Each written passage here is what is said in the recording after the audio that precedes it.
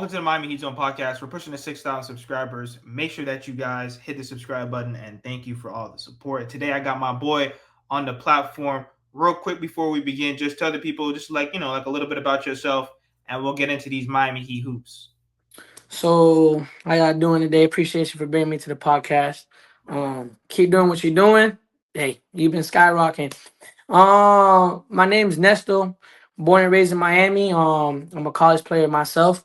I'm also an individual trainer. College pro trainer, high school trainer. I'm one of the helpers for Ronnie Taylor Sports down here in South Florida. We train one of the biggest players in Miami Dade and Bam Adebayo. Stars players like Donovan Mitchell, John Wall, Beasley, Christian Wood, and a bunch of overseas talent players and college players right now that attend FIU, Barry, and stuff. So I'm a little all over around. I'm aiming mostly to achieve my goals in the training atmosphere.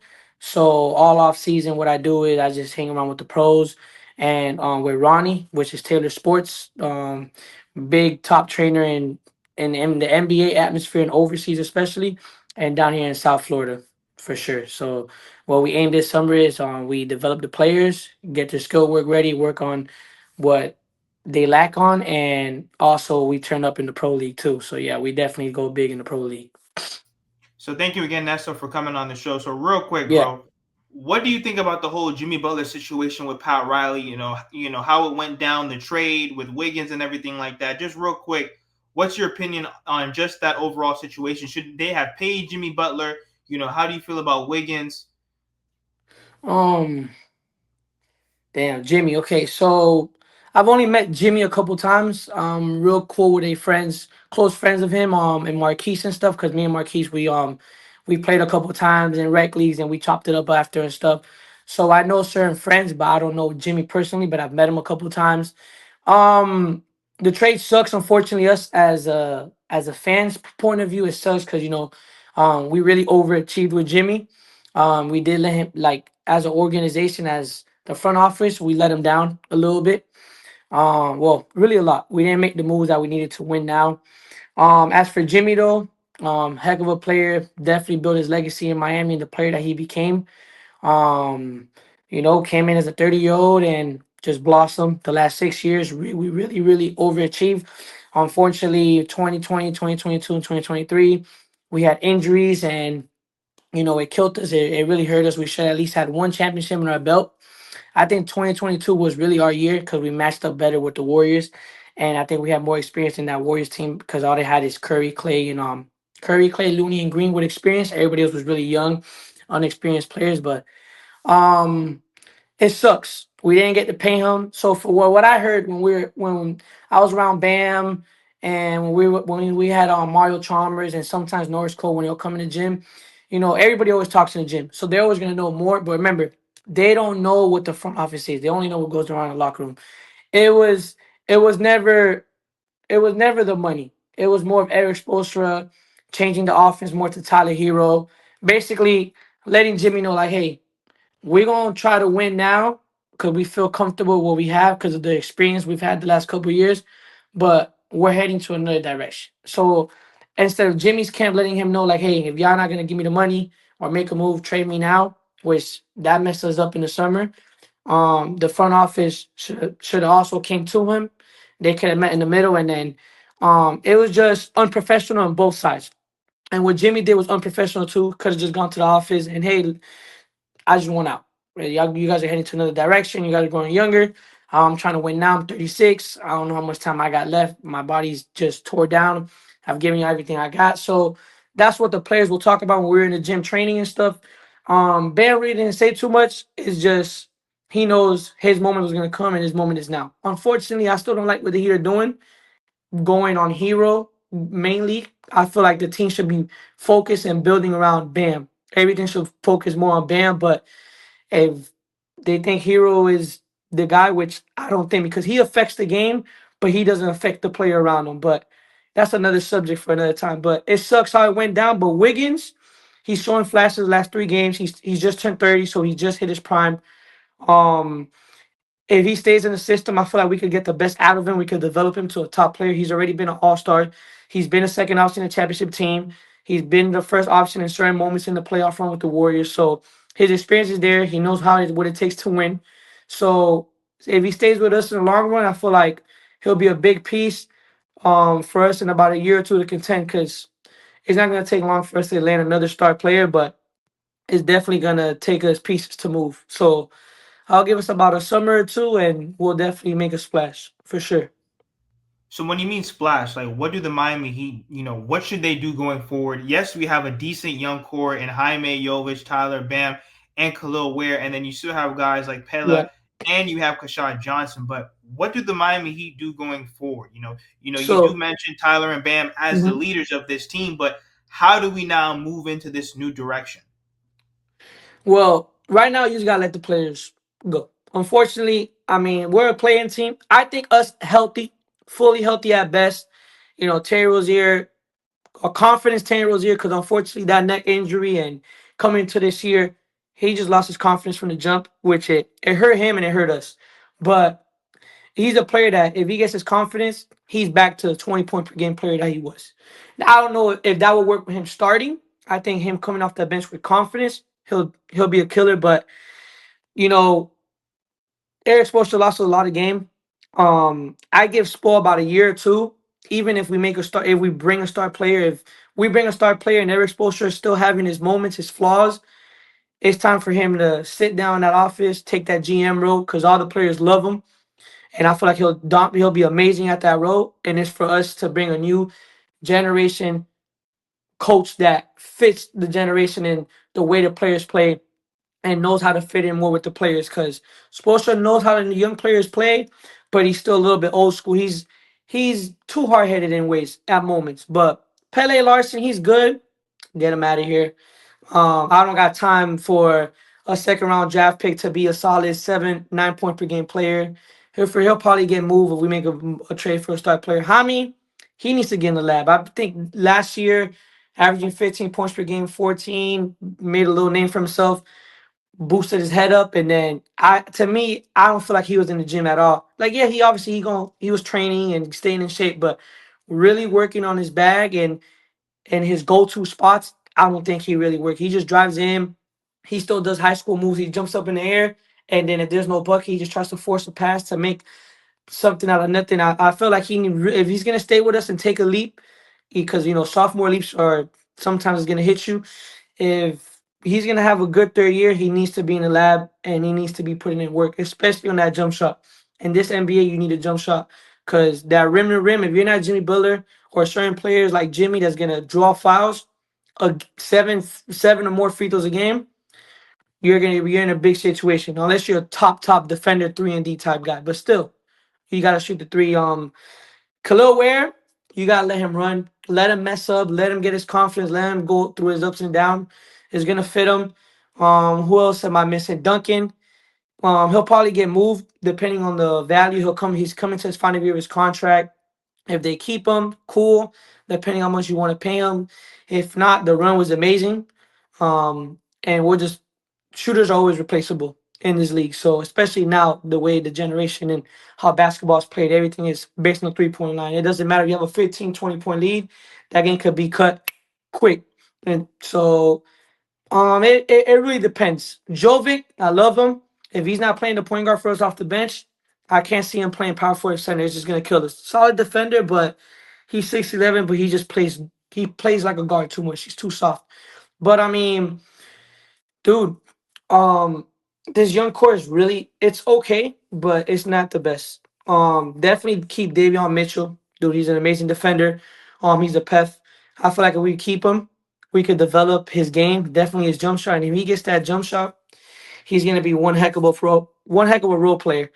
And Kyle Anderson is good, high value role player. I think he'll be traded, but if we keep him, he needs to play his role, not the center. But that's another subject. Kevin Love got to have a Udonis role. If not, I don't know, get him out of here. But definitely build a team around Bam, Hero, and Wiggins is not bad. But what are you gonna do with the rest of the roster?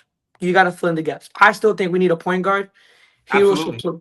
I think Hero should play his regular role, the two. I think Hero has been amazing. He's took an amazing leap, and he's only going to get better. But Him at the two is less pressure. I think he'll be even more efficient, more dominant because he's hard to guard now. He's gotten stronger, can create contact.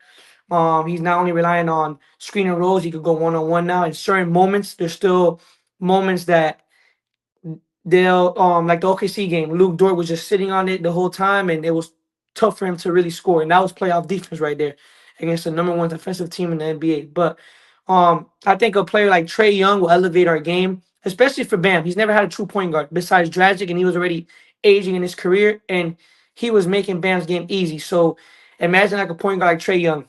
Not a good defender, so it'll be tough for him having him and Hero as a backcourt for defense. But Hero's defense got better. But having Wiggins, Bam, and Khalil Ware, I think that defense will cover up for Young's liability on the other side. And dude, his floor spacing, his IQ, it'll be tough. Defense won't know what to do. And Khalil Ware's game will be even easier. And Khalil Ware just got to get a little bit stronger and definitely have a consistent jump shot. And then Bam just gotta know how to be aggressive. Stop being passive, and he just gotta go.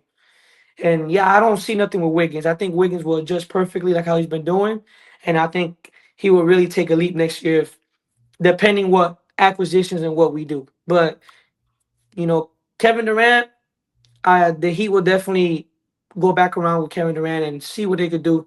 He's 36, but playing amazing basketball of his career, 26 points per game.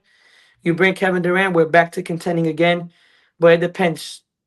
Is Wiggins part of the trade? It's just a bunch of things Phoenix gonna ask. But remind you, we do got these 2 first-round picks.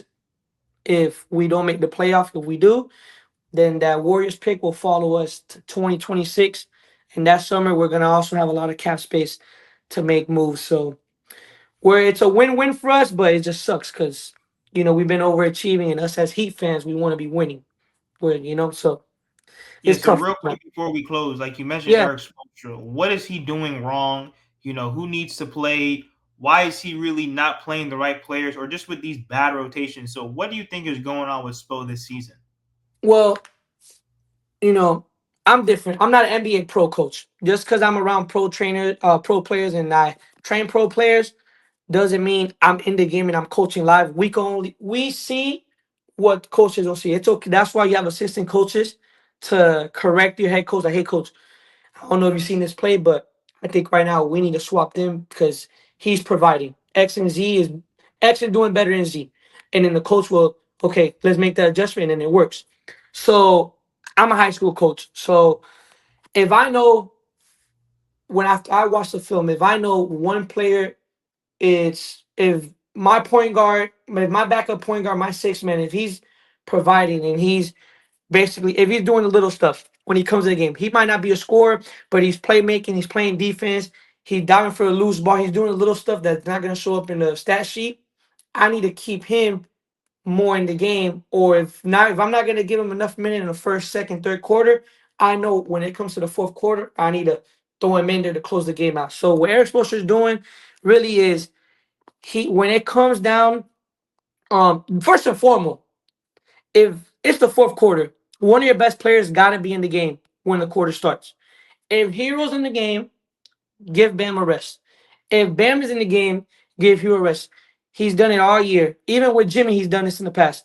You can't have your best players at the same time on the bench resting, thinking your role players, and they're not even high value role players. We're really our G League developed role players. They're not gonna go toe to toe when the other team is trying to come back and make a run. You have give it a second. All right, you hear me? Hello? Yeah, you're good. You're Wait, give me good. a second. No, you're good. You're good. All right. Do you hear me? Yeah, Give yeah, me a you're sec. good.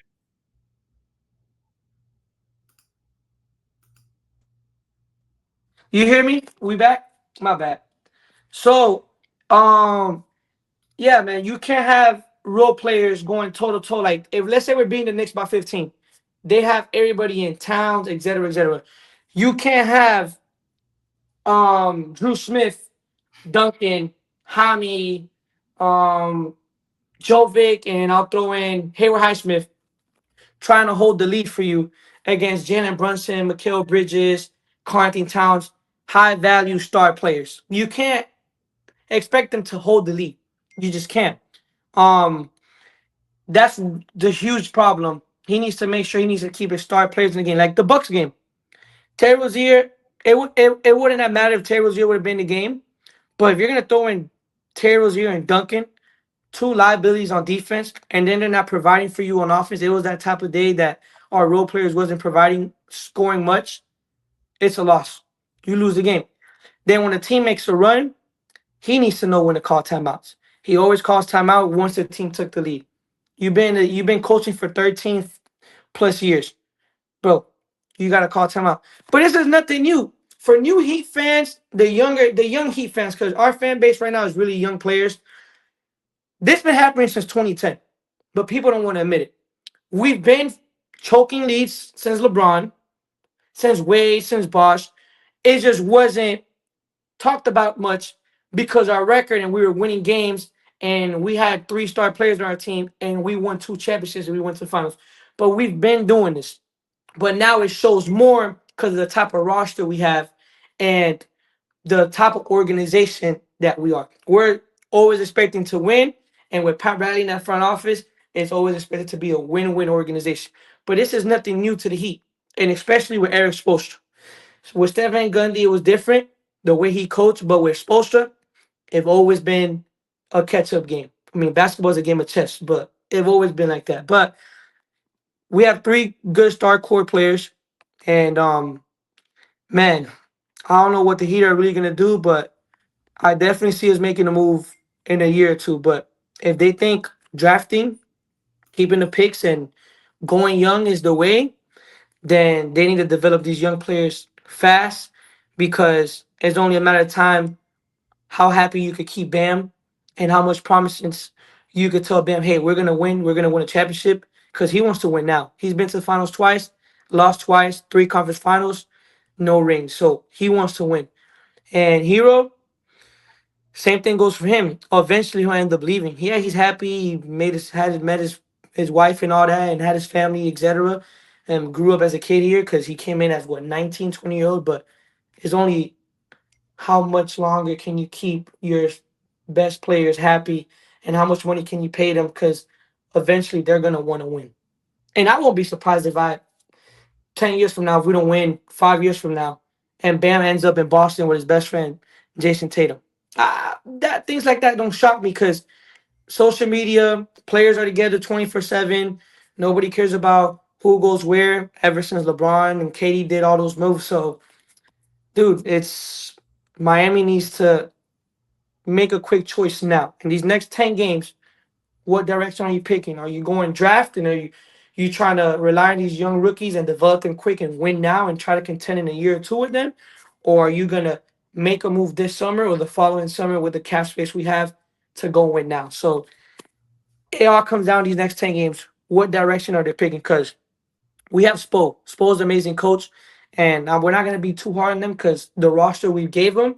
But at the end of the day, what you have and what you put out there is going to show. But at the end of the day, there's a lot of games we've lost because of Spo this year. So you can also sometimes blame the coach. But it's tough. I know Heat fans, we've been desperate to win. It's been 2 decades now. So we need the front office need to figure it out. And I don't know how much time Pat Riley got. Pat Riley probably got a year or two left before he's out that door. So and it might be Alonzo Mourning taking that spot, which is going to be even worse to me because they got that culture mentality, and it sucks, man, and it really sucks.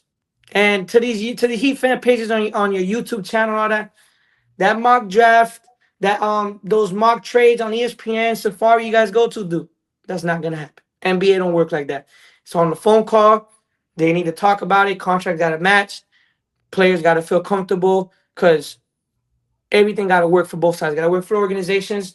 Players get the call. Got to work for the players too. And you trust me, if we all go to Safari make a trade, the Heat will probably have 20 championships right now. We'll have KD, Mitchell, everybody we didn't land, we'll have them. But um, yeah, we just need to relax and see what happens. And the last thing I'm gonna say, because I know I've been talking a lot, just to make things clear, Pat Riley is our GM. Yes, Pat Riley's job is to make the calls, sell this amazing story to the players, amazing pitch recruitment, set the pen and paper on the table, but he does not pay the players. Mickey Arison is the first person that needs to leave. He's the main guy that made LeBron walk away because he didn't want to pay LeBron. LeBron told him to fire the coach, which I understand Pat Riley stepping in. Eric Spoelstra is a good coach, which it worked out for us. But it could have still been fixed if you would have paid LeBron. LeBron wanted gone. Pat Riley stepped in, didn't work. LeBron left back to Cleveland. He was gonna go, but I think LeBron could have been 3 more years with the Heat. KD wanted to come.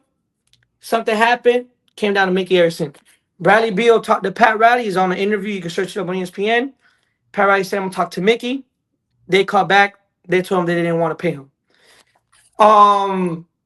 Who else? Damian Lillard wanted to come. Mickey Arison met with them in the summer league. This is what we heard from Bam's close people. This is all during the summer. Not only that the trade package wasn't trashed, because it could have been better, it could have been fixed. They didn't want to pay Dame the contract, the extension that he took with Portland. They didn't want to pay off that contract because of his age, which I don't know why. They didn't want to pay Jimmy. Mickey Arison didn't want to pay Jimmy, not Pat. People always say Pat. Remember, they only bring up the GM. They don't bring the owners, the people that write the check. Because Mickey Arison pays Pat too. He pays everybody. And then who else am I missing? I'm missing another player too. Donovan Mitchell. What about Donovan? Donovan Mitchell. They wanted to keep Hero. It's fine. Hero's all-star. He's pinning off. But come on, be serious. You got to go for Mitchell. They didn't want to trade Mitchell. Russell Westbrook. They didn't want to pay Westbrook when they offered Winslow, Bam, Dragic, and those 2 first-round picks. They didn't want to trade. They didn't want to pay Westbrook. Chris Paul. They said he was too old. Guess what? OKC shipped him to Phoenix. They made the finals. Every team he goes to, they become a playoff team. He's a veteran. He could have probably been the final piece in 2020. Who knows? Who else am I missing? James Harden. They didn't want to pay him. It's all everything comes down to the money, not the trades. The trade, all that will be fixed. It comes down to the money.